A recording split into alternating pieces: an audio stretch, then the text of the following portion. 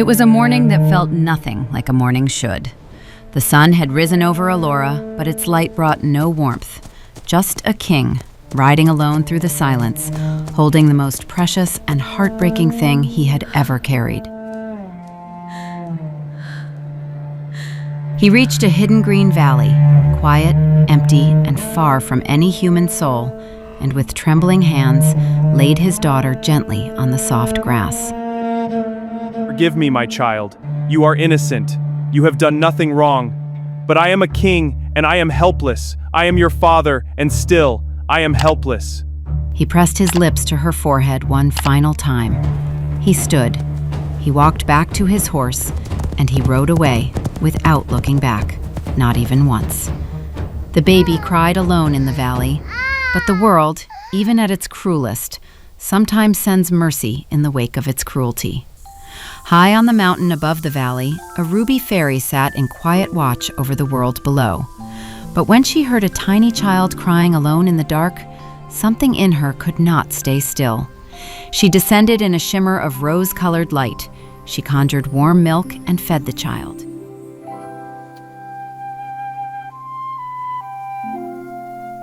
She waved her wand, and a small, cozy cottage rose gently from the earth.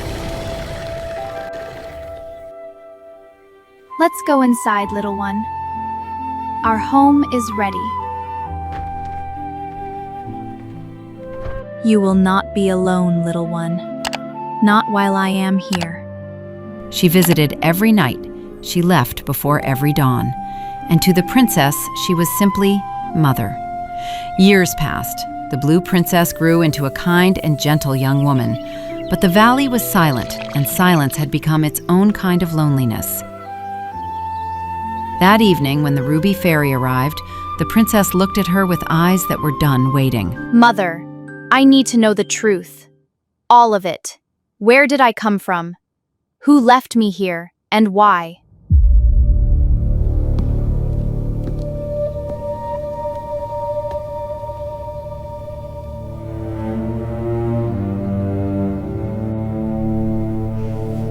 I was afraid this day would come, my child.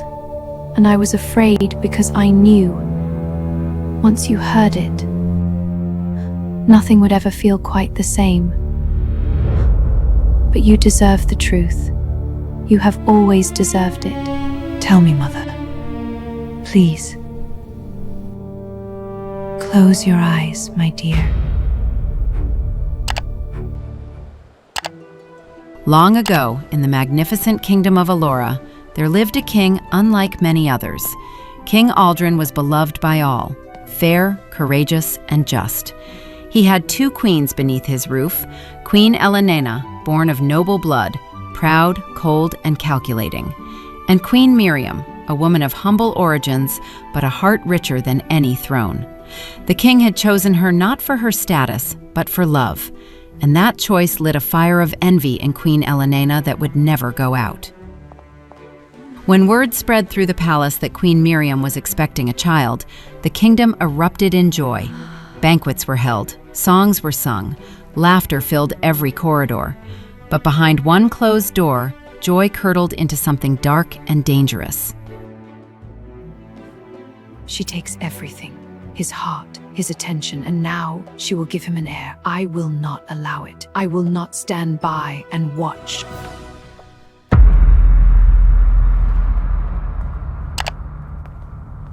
One afternoon, while the royal kitchen stood empty, Queen Elenena moved quickly and quietly. She slipped a rare and deadly poison into Queen Miriam's meal.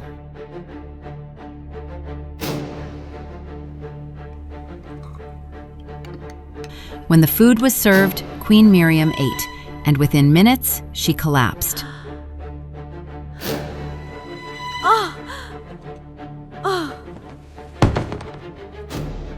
Fetch the royal physician, now!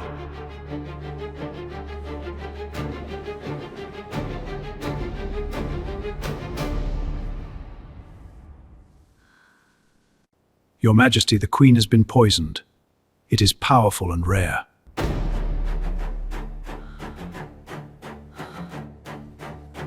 Queen Elenena enter, her expression carefully arranged into something resembling grief and concern. I saw one of the maids tampering with her food, Your Majesty. I should have spoken sooner. The king, drowning in fear and grief, believed every No, word please, this without is a question. mistake. The innocent Why are maid you was doing dragged this? to prison. I haven't done anything.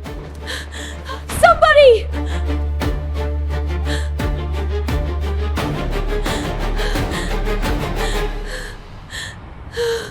There must be a cure. Tell me what to do. Seek out Esther, the wise woman near the forest. She may know a way. Without a moment's hesitation, King Aldrin called his royal guards and rode out from the palace gates, through winding roads and deep into the edge of the great forest.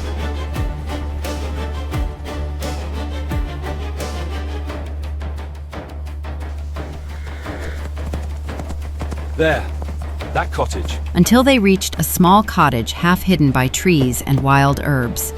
The king dismounted and went to the door himself.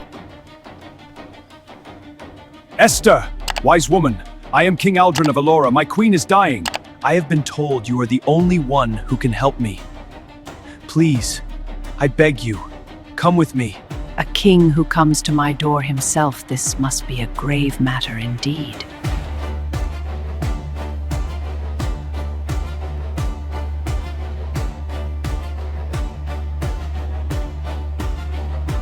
On the peak of Cathiwar Mountain grows a magical blue flower.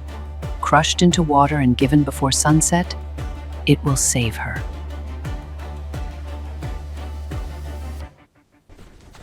The soldiers climbed through biting cold and jagged rocks, racing the dying light of day. Just before the last ray of sun faded, I have it! The flower! Victory is ours! they rode back like the wind. The king prepared the cure with his own trembling hands. Queen Miriam drank, and slowly, the color returned to her face.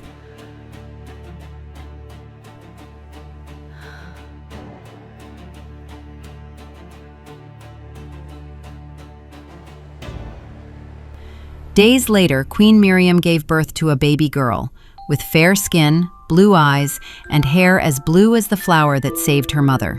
The king named her the Blue Princess. Celebration filled the palace. And to our good fortune. And the feast continue. But then, the baby cried. And Queen Miriam reached out to comfort her and recoiled with a scream. My hand hurts. Poison transferred into the child. Her breath, her tears, they are deadly. She is a danger to the entire kingdom.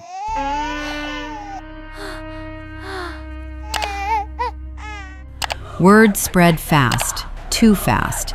By nightfall, the people of Allura had gathered outside the palace walls.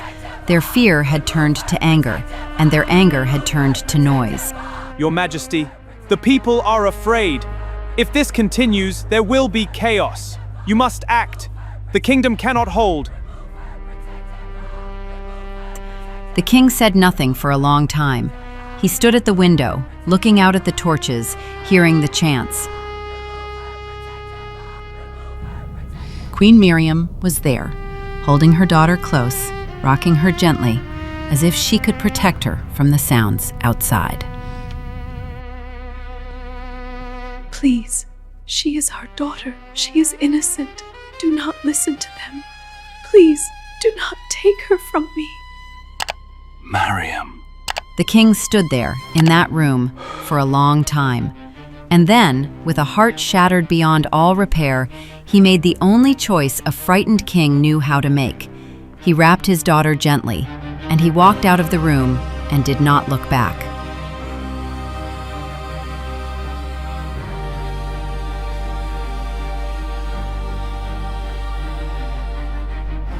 So that is how I came to be here.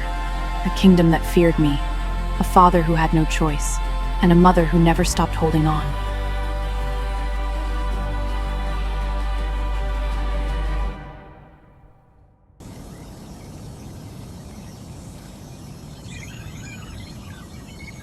One day, a white snake glided into the valley. The poisoned air, deadly to humans, felt pleasant to it. It entered the cottage and found the princess. Princess Blue turned and froze.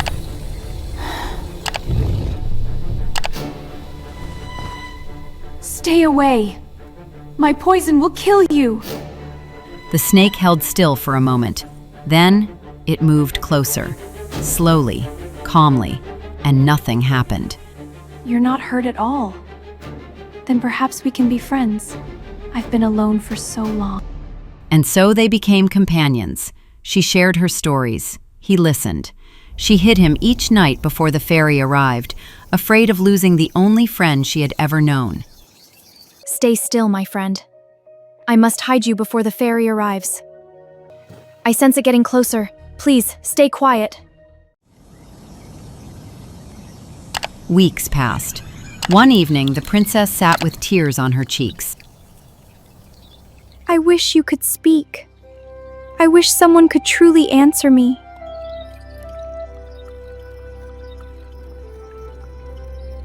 A warm golden light flooded the garden.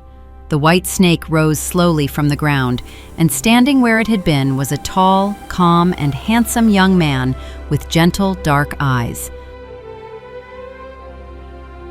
Then allow me to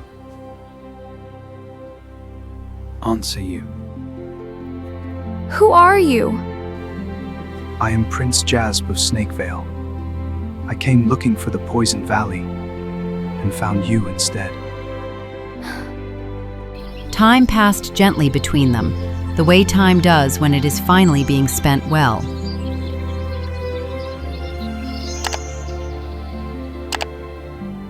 I love you, Princess Blue. Every part of you, including what the world feared. You cannot love me, Jasp. I carry death in my breath. What kind of life can I give anyone? Poison runs through me too. I am the Prince of Snakevale. You cannot harm me, and I will never leave you. She looked at him for a long, quiet moment, and slowly, like a flower that had waited years for a single ray of light, she smiled.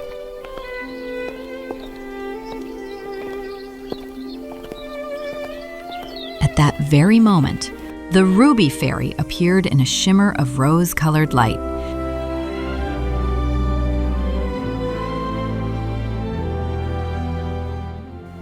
Do not be afraid, my child. Prince Jasp came to me. He asked for my blessing with great sincerity, and I gave it. He is the right one for you. She smiled at them both and vanished like morning mist, leaving only warmth where she had stood.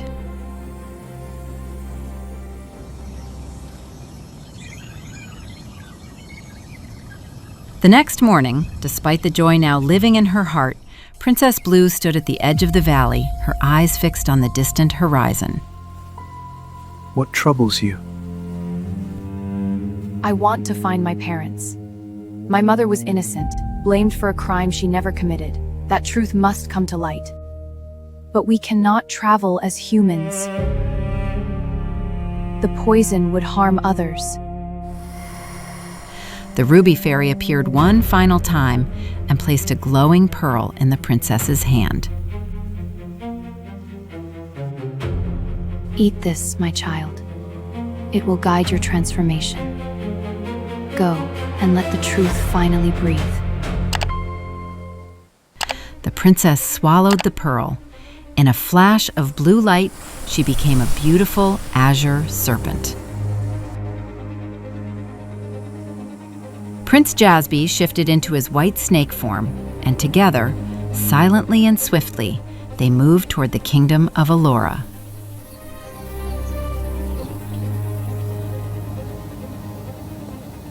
Inside the palace, King Aldrin and Queen Miriam sat together in the dim light of evening, two people still quietly carrying the weight of what they had lost.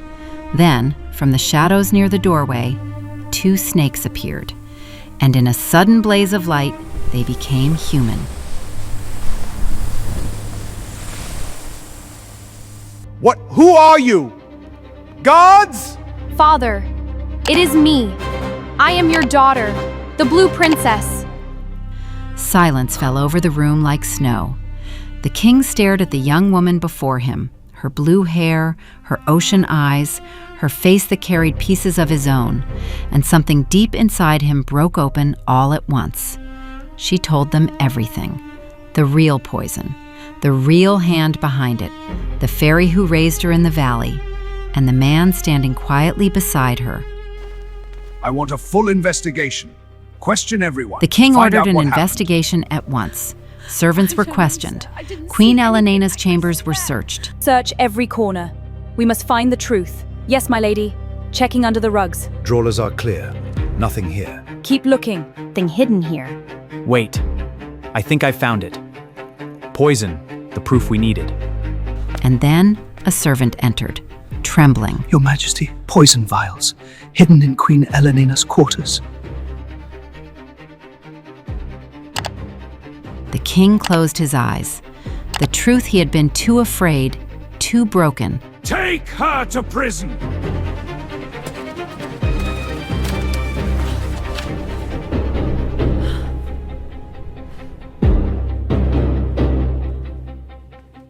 Forgive me. I was your father. And I failed you. I failed you in the worst way a father can. You were afraid, Father. I know what fear can do to a person. I have lived alone with mine for years. I forgive you. She turned to Queen Miriam, and they held each other without a single word. As twilight settled over the palace, Princess Blue stood at the gates, ready to leave. I must go, Father. The poison still lives inside me. But I needed you to know I am alive. I am loved. And the truth has finally won. Will you ever come back? Carry me in your hearts. That is enough. The king and queen stood at the gate and watched their daughter walk away, hand in hand with Prince Jasby, not in grief this time, but in something quieter and deeper: peace. In Snakevale, Princess Blue was not a danger. She was a queen. Her poison was not a curse, it was a crown. She and Prince Jasby were married beneath an open sky in a world that welcomed her completely and loved her without condition or fear.